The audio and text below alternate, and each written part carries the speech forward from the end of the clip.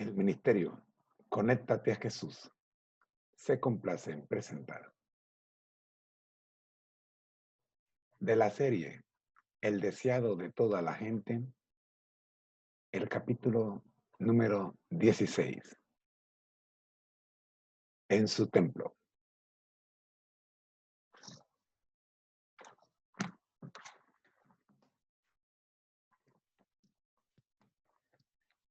Le damos gracias al Ministerio Lecturas de Esperanza por el audio que a continuación vamos a escuchar. Oramos. Gracias te damos, Señor, por permitirnos este ministerio. Sabemos, oh Dios, la gran necesidad que hay de conocerle. Y conscientes de eso, Señor, cada día estudiamos su palabra por 1 hora.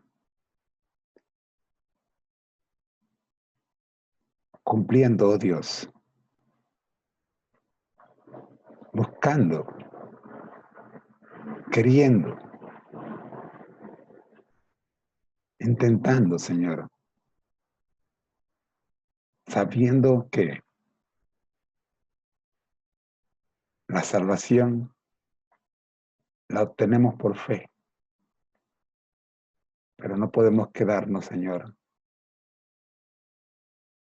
quietos, sabiendo que usted murió en la cruz y que hay mucha gente que no lo sabe. Por eso, Dios, iniciamos el día buscando fuerzas para poder cumplir la tarea.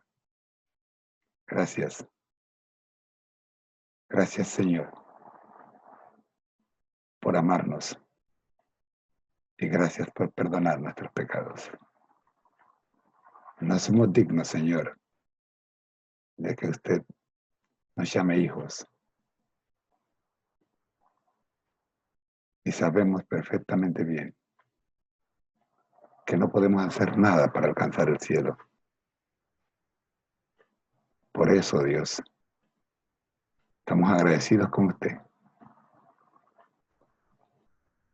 Porque sabemos que no hay otro en quien podamos hallar salvación. Dirige, oh Padre Santo, a las personas que escuchen y vean este trabajo. Bendice el Ministerio Lectura de Esperanza que nos regala el audio. Y bendice, Señor, al Centro Ellen G. White, quienes nos regalan este maravilloso libro. Oramos en el nombre de Jesús. Amén. Muy bien, mis hermanos, vamos directamente a la lectura de este capítulo número 16.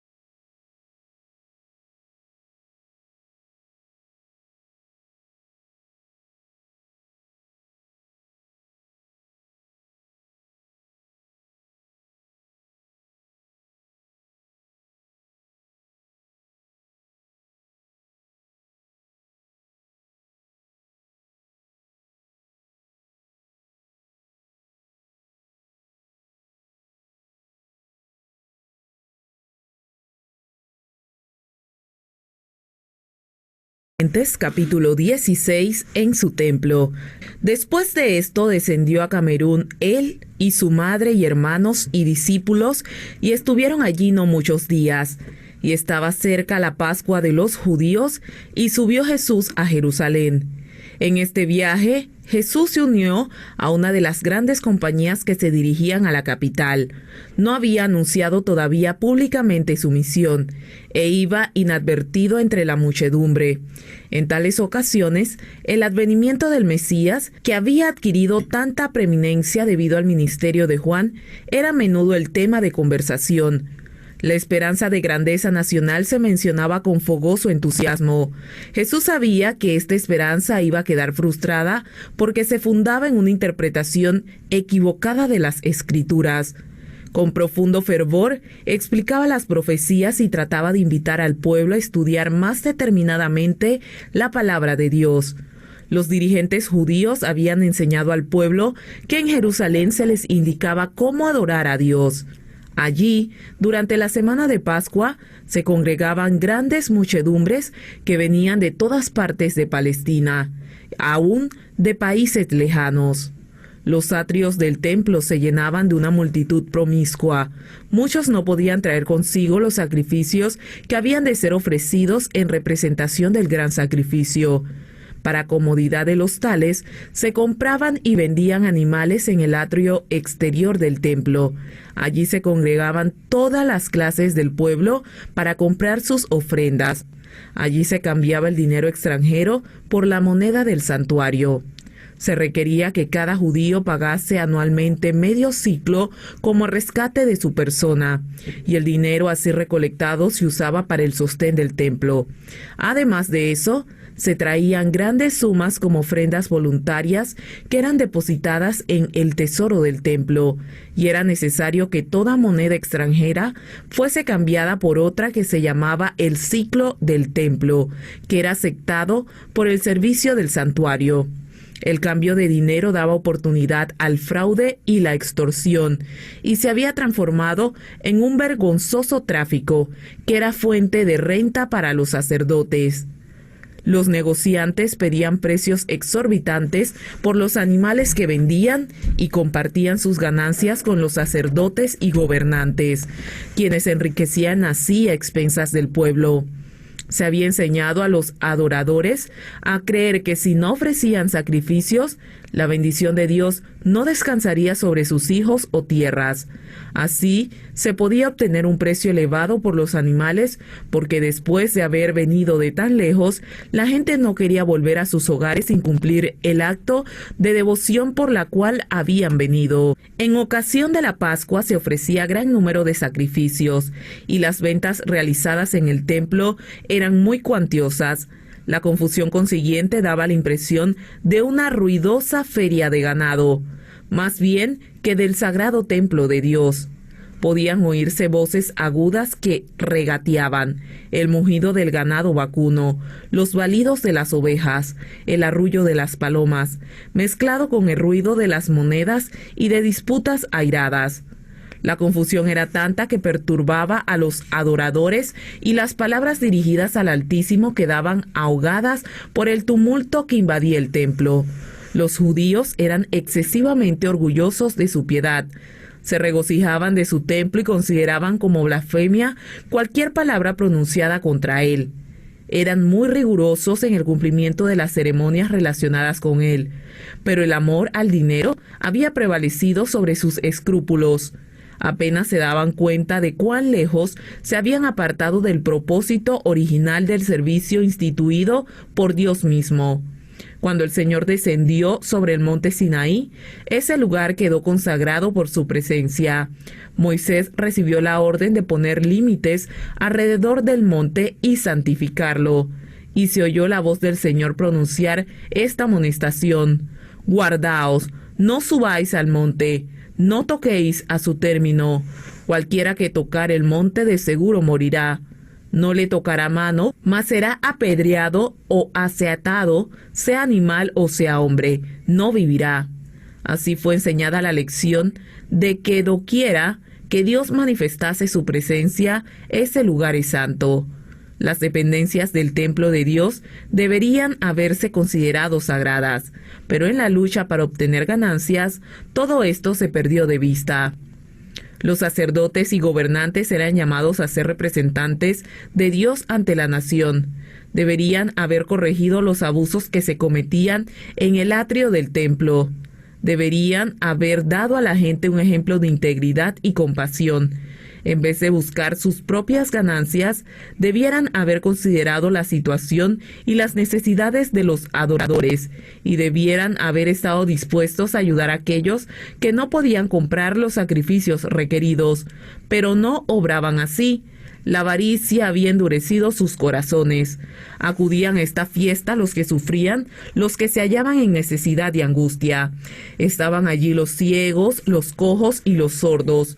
Algunos eran traídos sobre camillas. Muchos de los que venían eran demasiado pobres para comprarse la más humilde ofrenda para Jehová, o aún para comprarse alimentos con el cual satisfacer el hambre. A todos ellos les causaban gran angustia las declaraciones de los sacerdotes.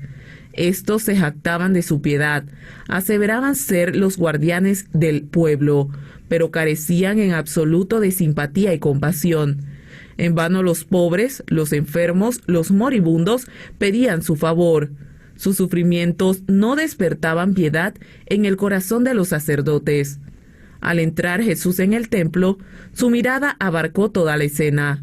Vio las transacciones injustas, vio la angustia de los pobres que pensaban que sin derramamiento de sangre no podían ser perdonados sus pecados. Vio el atrio exterior de su templo convertido en un lugar de tráfico profano. El sagrado recinto se había transformado en una vasta lonja. Cristo vio que algo debía hacerse. Habían sido impuestas numerosas ceremonias al pueblo sin la debida instrucción acerca de su significado. Los adoradores ofrecían sus sacrificios sin comprender que prefiguraban al único sacrificio perfecto. Y entre ellos, sin que se le reconociese ni honrase, estaba aquel al cual simbolizaba todo el ceremonial. Él había dado instrucciones acerca de las ofrendas, comprendía su valor simbólico y veía que ahora habían sido pervertidas y malinterpretadas. El culto espiritual estaba desapareciendo rápidamente. Ningún vínculo unía a los sacerdotes y gobernantes con su Dios. La obra de Cristo consistía en establecer un culto completamente diferente. Con mirada escrutadora, Cristo abarcó la escena que se extendía delante de él mientras estaba de pie sobre las gradas del atrio del templo. Con mirada profética, vio lo futuro, abarcando no solo años, sino siglos y edades. Vio cómo los sacerdotes y gobernantes privarían a los menesterosos de su derecho y prohibirían que el evangelio se predicase a los pobres. Vio cómo el amor de Dios sería ocultado de los pecadores y los hombres traficarían con su gracia. Y al contemplar la escena, la indignación, la autoridad y el poder se expresaron en su semblante. La atención de la gente fue atraída hacia él. Los ojos de los que se dedicaban a su tráfico profano se clavaron en su rostro. No podía retraer la mirada. Sentían que ese hombre leía sus pensamientos más íntimos y descubría sus motivos ocultos. Algunos intentaron esconder la cara como si en ella estuviesen escritas sus malas acciones para ser leídas por aquellos ojos escrutadores. La confusión se acalló. Cesó el ruido del tráfico y de los negocios. El silencio se hizo penoso. Un sentimiento de pavor dominó a la asamblea. Fue como si hubiese comparecido ante el tribunal de Dios para responder por sus hechos. Mirando a Cristo, todos vieron la divinidad que fulguraba a través del manto de la humanidad. La majestad del cielo estaba allí como el juez que se presentará en el final del día. Y aunque no lo rodeaba esa gloria que lo acompañara entonces, tenía el mismo poder de leer el alma. Sus ojos recorrían toda multitud, posándose en cada uno de los presentes. Su persona parecía elevarse sobre todos con imponente dignidad, y una luz divina iluminaba su rostro. Habló, y su voz clara y penetrante, la misma que sobre el monte Sinaí había proclamado la ley de los sacerdotes y príncipes que estaban transgrediendo. La misma que sobre el monte Sinaí había proclamado la ley que los sacerdotes y príncipes estaban transgrediendo. Se oyó repercutir por las bóvedas del templo: «Quitad de aquí esto y no hagáis la casa de mi padre casa de mercado». descendiendo lentamente de las gradas y alzando el látigo de cuerdas que había recogido al entrar en el recinto, ordenó a la hueste de traficantes que se apartase de las dependencias del templo. Con un celo y una severidad que nunca manifestó antes, derribó las mesas de los cambiadores. Las monedas cayeron y dejaron oír su sonido metálico y el pavimento de mármol. Nadie pretendió poner en duda su autoridad. Nadie se atrevió a detenerse para recoger las ganancias ilícitas. Jesús no los hirió con el látigo de cuerdas, pero en su mano el sencillo látigo parecía ser una flamígera espada. Los oficiales del templo, los sacerdotes especuladores y los cambiadores y los negociantes en ganado huyeron del lugar con sus ovejas y bueyes, dominados por un solo pensamiento, el de escapar de la condenación de su presencia. El pánico se apoderó de la multitud, que sentía el predominio de su divinidad. Gritos de terror escaparon de centenares de labios pálidos. Aún los discípulos temblaron. Les causaron pavor las palabras y los modales de Jesús, tan diferentes de su conducta común. Recordaron que se había escrito acerca de él: «Me consumió el celo de tu casa». Pronto la tumultuosa muchedumbre fue alejada del templo del Señor con toda su mercadería. Los atrios quedaron libres de todo tráfico profano y sobre la escena de confusión descendió un profundo y solemne silencio. La presencia del Señor, que antiguamente santificara el monte, había hecho sagrado el templo levantado en su honor. En la purificación del templo, Jesús anunció su misión como Mesías y comenzó su obra. Aquel templo, erigido para morada de la presencia divina, estaba destinado a ser una lección objetiva para Israel y para el mundo.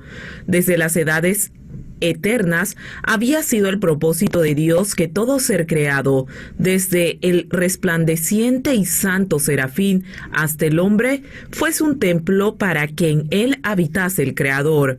A causa del pecado, la humanidad había dejado de ser un templo de Dios. Ensombrecido y contaminado por el pecado, el corazón del hombre no revelaba la gloria del ser divino. Pero por la encarnación del Hijo de Dios se cumple el propósito del cielo. Dios mora en la humanidad y mediante la gracia salvadora, el corazón del hombre vuelve a ser su templo. Dios quería que el templo de Jerusalén fuese un testimonio continuo del alto destino ofrecido a cada alma. Pero los judíos no habían comprendido el significado del edificio que consideraban con tanto orgullo. No se entregaban a sí mismos como santuarios del Espíritu Divino. Los atrios del templo de Jerusalén, llenos de tumulto de un tráfico profano, representaban con demasiada exactitud el templo del corazón, contaminado por la presencia de las pasiones sensuales y de los pensamientos profanos. Al limpiar el templo de los compradores y vendedores mundanales, Jesús anunció su misión de limpiar el corazón de la contaminación del pecado, de los deseos terrenales, de las concupiscencias egoístas, de los malos hábitos que corrompen el alma. Vendrá su templo, el Señor a quien vosotros buscáis, y el ángel del pacto a quien decíais vosotros: he aquí viene, ha dicho Jehová de los ejércitos. ¿Y quién podrá sufrir el tiempo de su venida? ¿O quién podrá estar cuando él se mostrará? Porque él es como fuego purificador y como jabón de lavadores. Y sentarse ha para afinar y limpiar la plata, para limpiar los hijos de Leví, los afinará como oro y como plata. ¿No sabéis que sois templo de Dios y que el Espíritu de Dios mora en vosotros? Si alguno violare el templo de Dios, Dios destruirá al tal, porque el templo de Dios, el cual sois vosotros, santo es. Ningún hombre puede de por sí echar las malas huestes que se han posesionado del corazón. Solo Cristo puede purificar el templo del alma, pero no forzará la entrada. No viene a los corazones como antaño a su templo, sino que dice: he aquí, yo estoy a la puerta y llamo. Si alguno oyere mi voz y abriere la puerta, entraré a él. Él vendrá, no solamente por un día, porque dice: habitaré y andaré en ellos, y ellos serán mi pueblo. Él sujetará nuestras iniquidades y echará en lo profundo del mar nuestros pecados. Su presencia limpiará y santificará el alma, de manera que pueda ser un templo santo para el Señor y una morada de Dios en virtud del Espíritu. Dominados por el terror, los sacerdotes y príncipes habían huido del atrio del templo y de la mirada escrutadora que leía sus corazones. Mientras huían, se encontraron con otros que se dirigían al templo y les aconsejaron que se volvieran, diciéndoles lo que habían visto y oído. Cristo miró anhelante a los hombres que huían, compadeciéndose de su temor y de la ignorancia de lo que constituía el verdadero culto. En esa escena veía simbolizada la dispersión de toda la nación judía por causa de su maldad e impenitencia.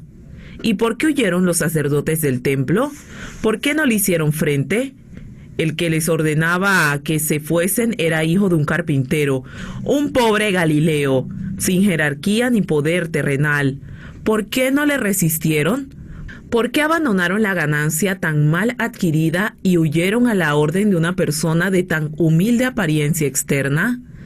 Cristo hablaba con la autoridad de un rey, y en su aspecto y en el tono de su voz había algo a lo cual no podía resistir.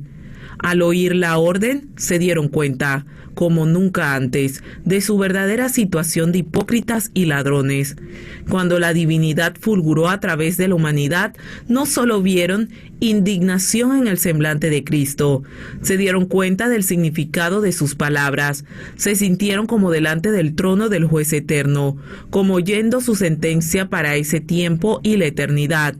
Por el momento quedaron convencidos de que Cristo era profeta. Muchos creyeron que era el Mesías. El Espíritu Santo les recordó vívidamente las declaraciones de los profetas acerca de Cristo. ¿Cederían a esa convicción? No quisieron arrepentirse. Sabían que se había despertado la simpatía de Cristo hacia los pobres. Sabían que ellos habían sido culpables de extorsión en su trato con la gente. Por cuanto Cristo discernía sus pensamientos, le odiaban. Su reprensión en público humillaba su orgullo y sentían celos de su creciente influencia con la gente. Resolvieron desafiarle acerca del poder por el cual los había echado y acerca de quién le había dado esta autoridad. Pensativos, pero con odio en el corazón, volvieron lentamente al templo. Pero, ¿qué cambio se había verificado durante su ausencia? Como ellos huyeron, los pobres quedaron atrás, y estos estaban ahora mirando a Jesús, cuyo rostro expresaba su amor y simpatía. Con lágrimas en los ojos, decía a los temblorosos que les rodeaba: «No temáis, yo os libraré, y vosotros me glorificaréis. Por esta causa he venido al mundo». La gente se agolpaba en la presencia de Cristo con súplicas urgentes y lastimeras diciendo: «Maestro, bendíceme». Su oído atendía cada clamor. Con una compasión que superaba a la de una madre, se inclinaba sobre los pequeñuelos que sufrían. Todos recibían atención. Cada uno quedaba sano de cualquier enfermedad que tuviera. Los mudos abrían sus labios en alabanzas, los ciegos contemplaban el rostro de su sanador, el corazón de los dolientes era alegrado. Mientras los sacerdotes y oficiales del templo presenciaban esta obra, qué revelación fueron para ellos los sonidos que llegaban a sus oídos. Los concurrentes relataban las historias del dolor que había sufrido, de sus esperanzas frustradas, de los días penosos y de la noche de insomnio. Y de cómo cuando parecía haberse apagado la última chispa de esperanza, Cristo los había sanado. La carga era muy pesada, decía uno, pero he encontrado a un ayudador. Es el Cristo de Dios y dedicaré mi vida a su servicio. Había padres que decían a sus hijos: Él salvó vuestra vida, alzad vuestras voces y alabadle. Las voces de niños y jóvenes, de padres y madres, de amigos y espectadores se unían en agradecimiento y alabanza. La esperanza y alegría llenaban los corazones, la paz embargaba los ánimos, estaban sanos de alma y cuerpo, y volvieron a sus casas proclamando por doquier el amor sin par de Jesús. En ocasión de la crucifixión de Cristo, los que habían sido sanados no se unieron con la turba para clamar: «Crucificadle, crucificadle». Sus simpatías acompañaban a Jesús porque habían sentido su gran simpatía y su poder admirable. Le conocían como su Salvador, porque Él les había dado salud del cuerpo y del alma. Escucharon la predicación de los apóstoles y la entrada de la palabra de Dios en su corazón les dio entendimiento. Llegaron a ser agentes de la misericordia de Dios e instrumentos de su salvación. Los que habían huido del atrio del templo volvieron poco a poco después de un tiempo. Habían dominado parcialmente el pánico que se había apoderado de ellos, pero sus rostros expresaban irresolución y timidez. Miraban con asombro las obras de Jesús y quedaron convencidos de que en él se cumplían las profecías concernientes al Mesías. El pecado de la profanación del templo incumbía en gran medida a los sacerdotes. Por arreglo suyo, el atrio había sido transformado en un mercado. La gente era comparativamente inocente. Había quedado impresionada por la autoridad divina de Jesús, pero consideraba suprema la influencia de los sacerdotes y gobernantes. Estos miraban la misión de Cristo como una innovación y ponían en duda su derecho a intervenir en lo que había sido permitido por las acusaciones del templo. Se ofendieron por el que el tráfico había sido interrumpido y ahogaron las convicciones del Espíritu Santo. Sobre todos los demás sacerdotes y gobernantes deberían haber visto en Jesús el ungido del Señor, porque en sus manos estaban los rollos sagrados que descubrirían su misión, y sabían que la purificación del templo era una manifestación de un poder más que humano. Por mucho que odiasen a Jesús, no lograban librarse del pensamiento de que podía ser un profeta enviado por Dios para restaurar la santidad del templo. Con una deferencia nacida de ese temor, fueron a preguntarle: ¿qué señal nos muestra de que haces esto? Jesús les había mostrado una señal. Al hacer penetrar la luz en su corazón y al ejecutar delante de ellos las obras que el Mesías debía efectuar, les había dado evidencia convincente de su carácter. Cuando le pidieron una señal, les contestó con una parábola y demostró así que discernía su malicia y veía hasta dónde los conduciría. «Destruid este templo», dijo, «y en 3 días lo levantaré». El sentido de estas palabras era doble. Jesús aludía no solo a la destrucción del templo y del culto judaico, sino a su propia muerte, la destrucción del templo de su cuerpo. Los judíos ya estaban maquinando esto. Cuando los sacerdotes y gobernantes volvieron al templo, se proponían matar a Jesús y librarse del perturbador.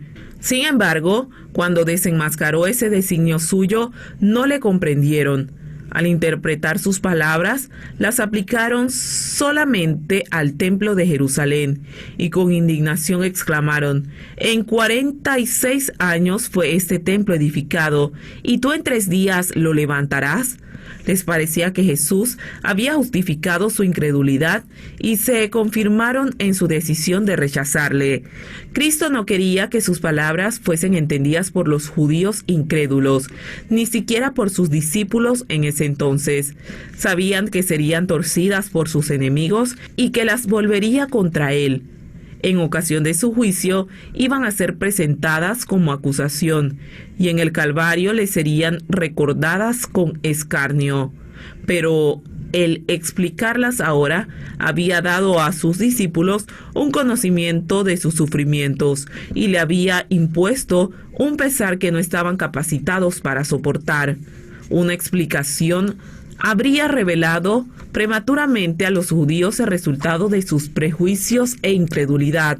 Ya habían entrado en una senda que no iban a seguir constantemente hasta que le llevaran como un cordero al matadero. Estas palabras de Cristo fueron pronunciadas por causa de aquellos que iban a creer en él. Sabía que serían repetidas. Siendo pronunciadas en ocasión de la Pascua, llegarían a los oídos de millares de personas y serían llevadas a todas partes del mundo. Después que hubiese resucitado de los muertos, su significado quedaría aclarado. Para muchos serían evidencia concluyente de su divinidad. A causa de las tinieblas espirituales, aún los discípulos de Jesús dejaron con frecuencia de comprender sus lecciones. Pero muchas de esas lecciones les fueron aclaradas por los sucesos subsiguientes. Cuando ya no andaba con ellos, sus palabras sostenían sus corazones. Con referencia al templo de Jerusalén, las palabras del Salvador, destruid este templo, y en 3 días lo levantaré, tenía un significado más profundo que el que percibieron los oyentes. Cristo era el fundamento y la vida del templo. Sus servicios eran típicos del sacrificio del Hijo de Dios. El sacerdocio había sido establecido para representar el carácter y la obra mediadora de Cristo. Todo el plan del culto, de los sacrificios, era una predicción de la muerte del Salvador para redimir al mundo. No habría eficacia en estas ofrendas cuando el gran suceso al cual señalaran durante siglos fuese consumado. Puesto que toda la economía ritual simbolizaba a Cristo, no tenía valor sin él. Cuando los judíos sellaron su decisión de rechazar a Cristo, entregándolo a la muerte, rechazaron todo lo que daba significado al templo y a sus ceremonias. Su carácter sagrado desapareció, quedó condenado a la destrucción. Desde ese día, los sacrificios rituales y las ceremonias relacionados con ellos dejaron de tener significado. Como la ofrenda de Caín, no expresaba fe en el Salvador. Al dar muerte a Cristo, los judíos destruyeron virtualmente su templo. Cuando Cristo fue crucificado, el velo interior del templo se rasgó en 2, de alto a bajo, indicando que el gran sacrificio final había sido hecho y que el sistema de los sacrificios rituales había terminado para siempre. En 3 días lo levantaré. A la muerte del Salvador, las potencias de las tinieblas parecieron prevalecer y se regocijaron en su victoria. Pero del sepulcro abierto de José, Jesús salió vencedor, despojando los principados y las potestades. Sacólos de la vergüenza en público, triunfando de ellos en sí mismo. En virtud de su muerte y resurrección pasó a ser ministro del santuario y de aquel verdadero tabernáculo que el Señor asentó y no hombre. Los hombres habían construido el tabernáculo y luego el templo de los judíos, pero el santuario celestial, del cual el terrenal era una figura, no fue construido por arquitecto humano. He aquí el varón cuyo nombre es vástago, él edificará el templo de Jehová. Y él llevará la gloria, y se sentará y dominará en su trono, y será sacerdote en su solio. El ceremonial de los sacrificios que había señalado a Cristo pasó, pero los ojos de los hombres fueron dirigidos al verdadero sacrificio por los pecados del mundo. Cesó el sacerdocio terrenal, pero miramos a Jesús, mediador de nuestro pacto, y a la sangre del esparcimiento que había mejor que la de Abel. Aún no estaba descubierto el camino para el santuario, entre tanto que el primer tabernáculo estuviese en pie, mas estando ya presente Cristo, pontífice de los bienes que había de venir, por el más amplio y más perfecto tabernáculo, no hecho de manos, por su propia sangre, entró una sola vez en el santuario, habiendo obtenido eterna redención. Por lo cual puede también salvar eternamente a los que por él se allegan a Dios, viviendo siempre por interceder por ellos. Aunque el ministerio había de ser trasladado del templo terrenal al celestial, aunque el santuario y nuestro gran sumo sacerdote fuesen invisibles para los ojos humanos, los discípulos no habían de sufrir pérdida por ello. No sufrían interrupción en su comunión ni disminución de poder por causa de la ausencia del Salvador. Mientras Jesús ministraba en el santuario celestial, es siempre por su Espíritu el ministro de la Iglesia en la tierra. Está oculto a la vista, pero se cumple la promesa que hiciera partir. He aquí, yo estoy con vosotros todos los días hasta el fin del mundo. Aunque delega su poder a los ministros inferiores, su presencia vivificadora está todavía en su iglesia. Por tanto, teniendo un gran pontífice, Jesús, el Hijo de Dios, retengamos nuestra profesión, porque no tenemos un pontífice que no se pueda compadecer de nuestras flaquezas, mas tentado en todo según nuestra semejanza, pero sin pecado. Lleguémonos, pues, confiadamente al trono de la gracia, para alcanzar misericordia y hallar gracia por el oportuno socorro. El deseado de todas las gentes, capítulo 10.